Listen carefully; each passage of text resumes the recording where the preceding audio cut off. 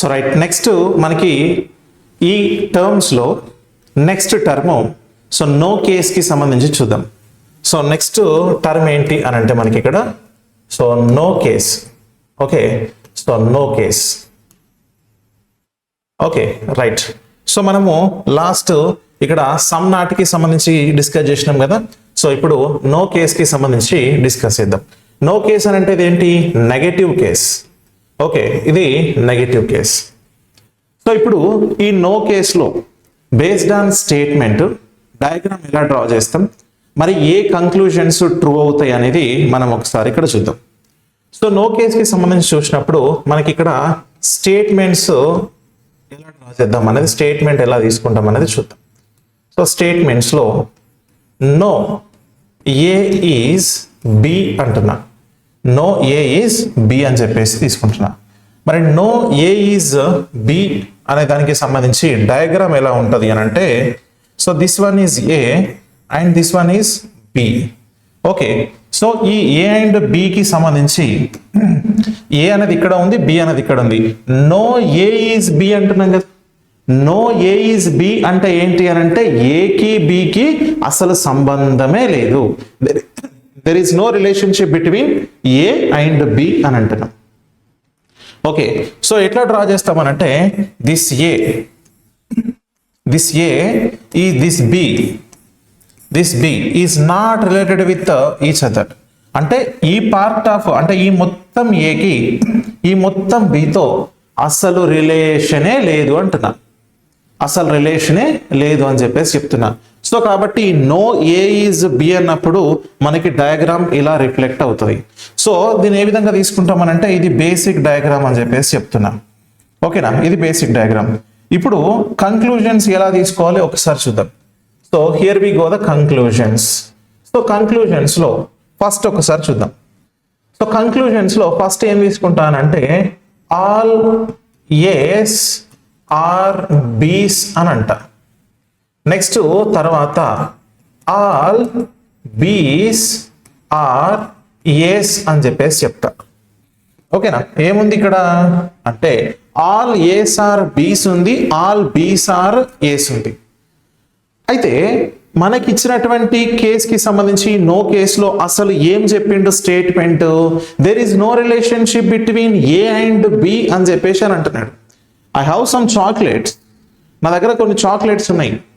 So ఏ chocolate కూడా నీది కాదు అని చెప్తున్నా. నో చాక్లెట్ ఈజ్ యువర్స్ అంటున్నా. నేను అస్సలు నీకు చాక్లెట్ అని చెప్తున్నా నేను. అప్పుడు నువ్వేమంటున్నావు తెలుసా? ఆల్ చాక్లెట్స్ ఆర్ మైన్ అన్నావు అనుకో, అది ఎట్లా ట్రూ అవుతుంది? అసలు ఏకి బికి రిలేషన్ లేనప్పుడు all ace are Bs are అంటే దట్స్ రాంగ్. ఇప్పుడు పోనీ ఆల్ బీస్ ఆర్ ఏస్ అంటే ఆల్ బీస్ ఆర్ ఏస్ అన్నా కూడా అది రాంగ్ అవుతుంది. ఎందుకంటే అసలు ఈ రెండిటికి రిలేషనే లేనప్పుడు రిలేషన్ ఉంది అని నువ్వు ఎట్లా చెప్పగలుగుతావు? మనం చెప్పొచ్చు అట్లా రిలేషన్ ఉందని చెప్పడానికి వీలు లేదు. కాబట్టి సో ఈ రెండు కూడా ఫాల్స్ అయితే.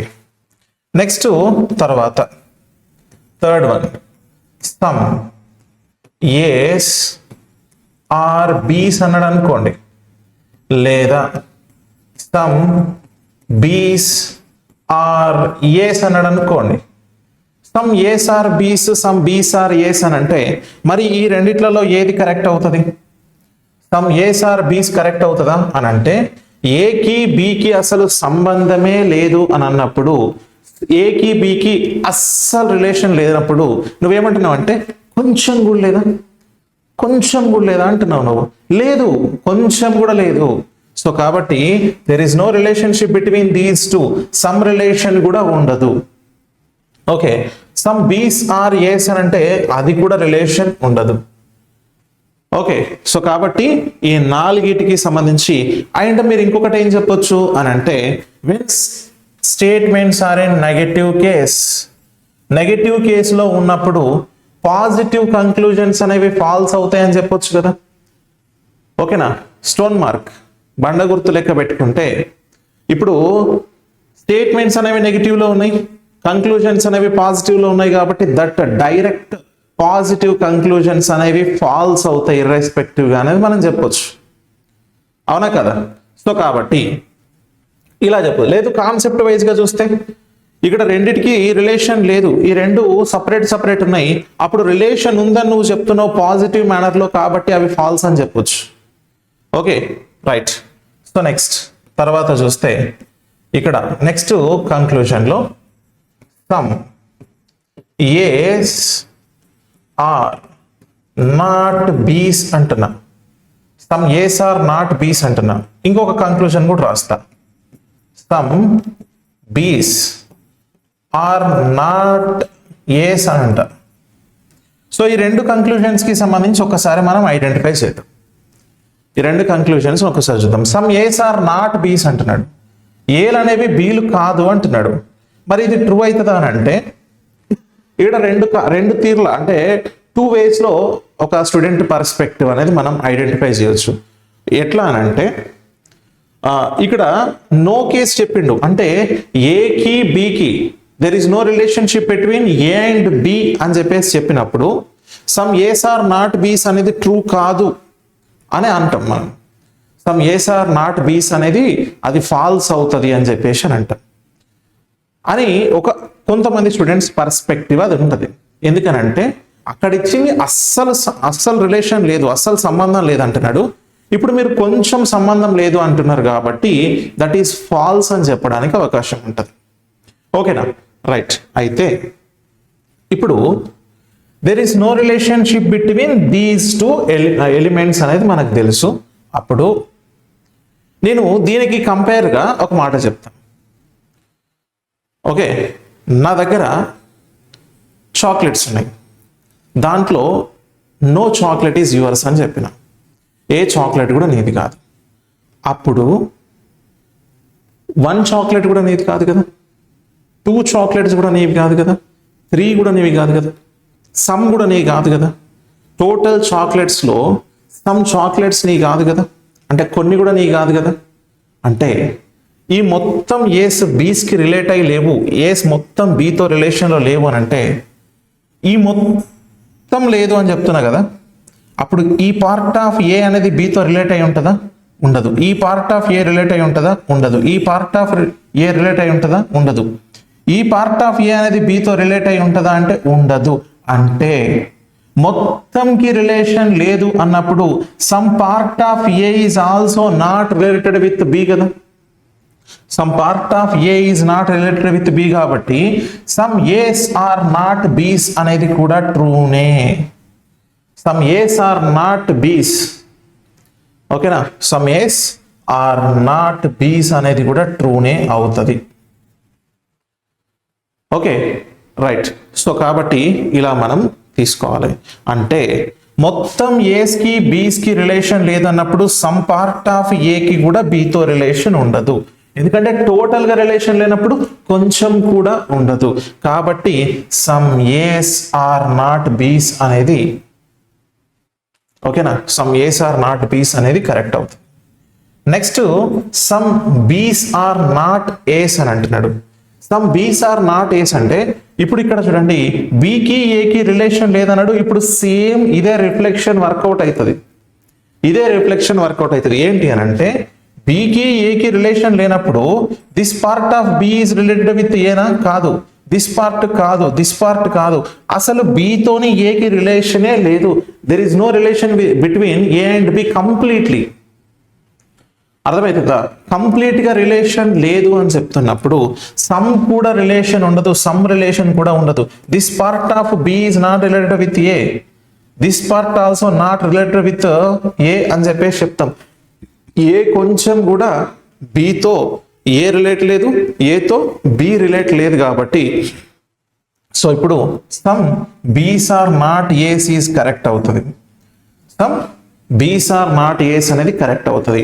అయితే ఇక్కడ మీరు చూడండి, సమ్ నాట్ ట్రూ అయింది. ఇక్కడ ఇంతకుముందు సమ్ నాట్ కేసులో కూడా సమ్ నాట్ ట్రూ కాలేదు. కంక్లూజన్లో సమ్ నాట్ కేస్ అనేది డైరెక్ట్ స్టేట్మెంట్లో వచ్చినా కూడా సమ్ నాట్ కేస్ అనేది కంక్లూజన్లో ట్రూ కాలే. కానీ అక్కడ ఒక కండిషన్ మీకు చెప్పిన, ఎప్పుడు ట్రూ అవుతుంది, ఎప్పుడు ట్రూ అవడానికి ఛాన్స్ ఉంటుంది సమ్ నాట్ కేస్కి అని అంటే వెన్ ఎవర్ స్టేట్మెంట్స్లో నో కేస్ వచ్చినప్పుడు స్టేట్మెంట్లో నో కేస్ వస్తే ఆ నో కేస్తో ఉన్నటువంటి ఎలిమెంట్స్ ఏవైతే ఉంటాయో ఆ ఎలిమెంట్స్కి సంబంధించినటువంటి దాంట్లో ఓకే వాటికి మధ్యలో ఇక్కడ రిలేషన్షిప్ అనేది పర్ఫెక్ట్గా ఉంటుంది. అంటే నో కేస్ అనేది స్టేట్మెంట్లో వచ్చినప్పుడు ఆ రెండు ఎలిమెంట్స్ ఏవైతే ఉంటాయో వాటికి మధ్యలో సమ్ నాట్ కేస్ అనేది ట్రూ అవుతుంది.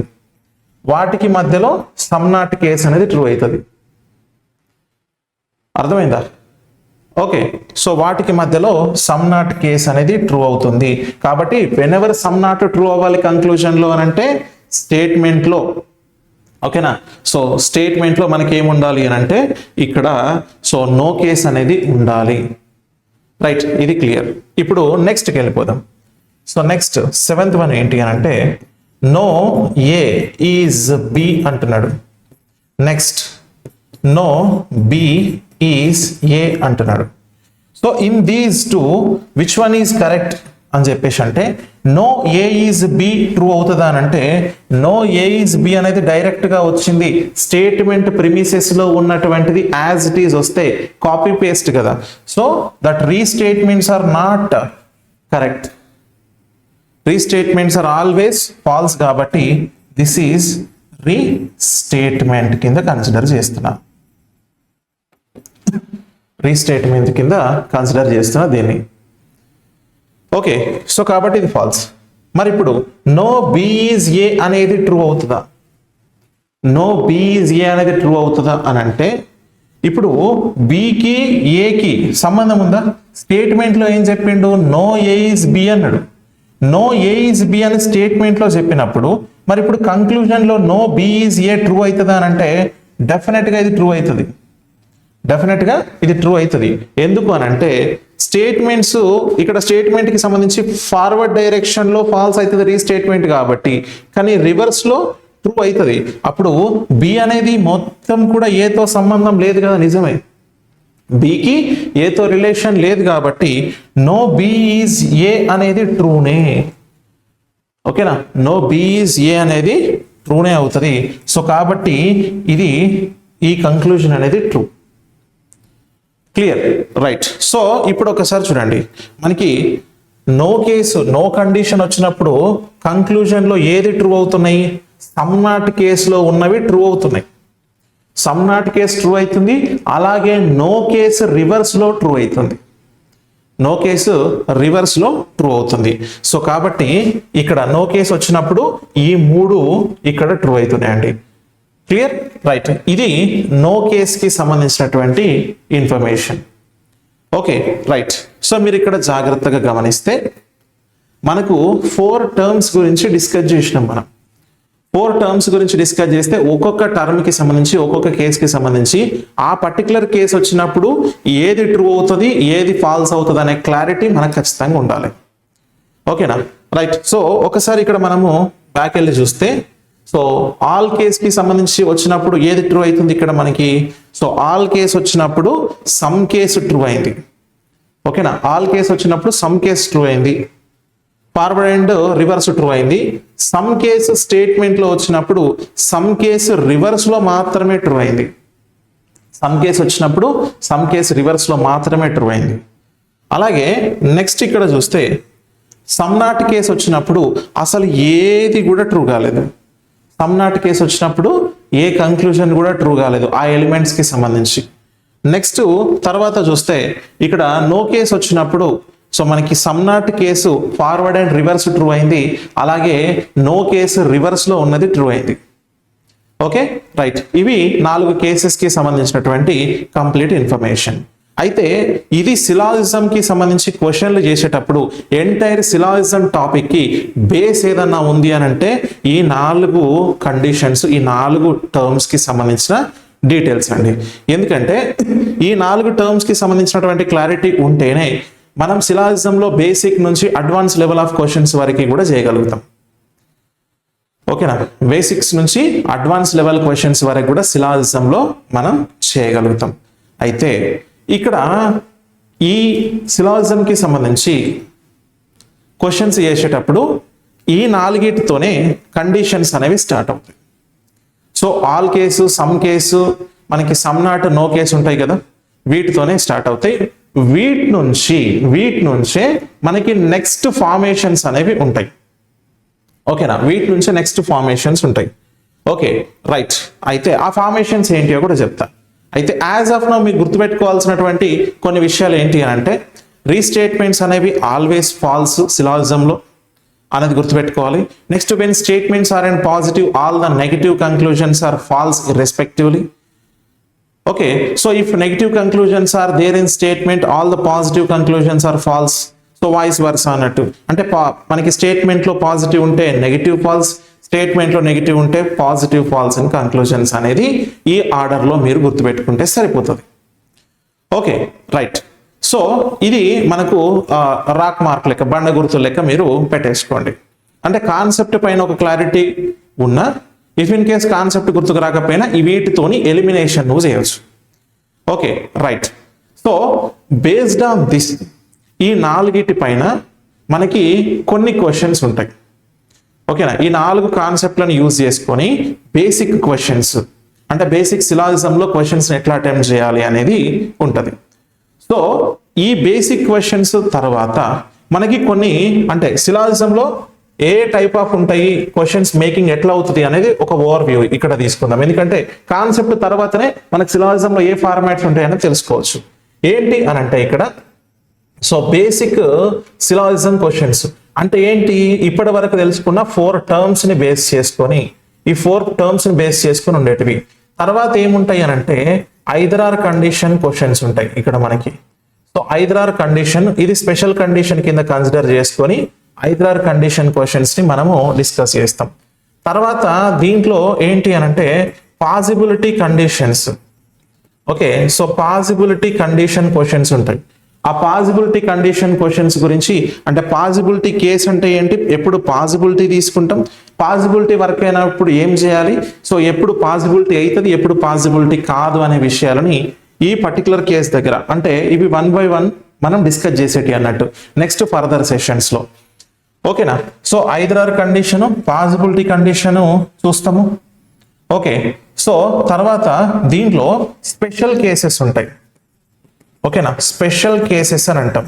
ఈ స్పెషల్ కేసెస్ కి సంబంధించి, అంటే మనం బేసిక్గా నేర్చుకునేది ఇక్కడ ఆల్ కేసు, సమ్ కేసు, ఈ కేసెస్ ఉన్నాయి కదా, ఈ కాకుండా స్పెషల్ కేసెస్ అని ఉంటాయి.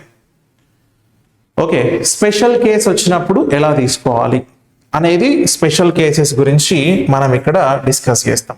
సో మేజర్గా సిలాజిజంలో కనిపించేటువంటివి ఇవే, అంటే ఈ బేసిక్స్ సంబంధించింది. నెక్స్ట్ ఐదర్ ఆర్ కండిషన్, ఆ కండిషన్ కి సంబంధించిన రూల్స్ అండ్ రెగ్యులేషన్, ఆ క్వశ్చన్స్ ఎలా ఉంటాయి. పాసిబిలిటీ అంటే ఎట్లా ఉంటుంది, పాసిబిలిటీ కండిషన్ దానికి సంబంధించిన క్వశ్చన్స్. స్పెషల్ కేసెస్ దానికి సంబంధించిన క్వశ్చన్స్. ఇక్కడ స్పెషల్ కేసెస్ అని అంటే మేజర్గా మనకు కనిపించేది ఏంటి అని అంటే ఓన్లీ అనేటువంటి ఒక వర్డ్ వస్తుంది. ఓకేనా, so next only a few అని అంటాడు. నెక్స్ట్ ఏ ఫ్యూ అనే ఒక కేసు వస్తుంది. ఓకేనా, ఓన్లీ ఏ ఫ్యూ. ఓకేనా రైట్, సో ఇలాంటివి మనకు ఇక్కడ కనిపిస్తుంటవి. సో ఇవి స్పెషల్ కేసెస్ కింద కన్సిడర్ చేయొచ్చు. పాసిబిలిటీలో కెన్ బి అనేటువంటిది మనకు కనిపిస్తుంది.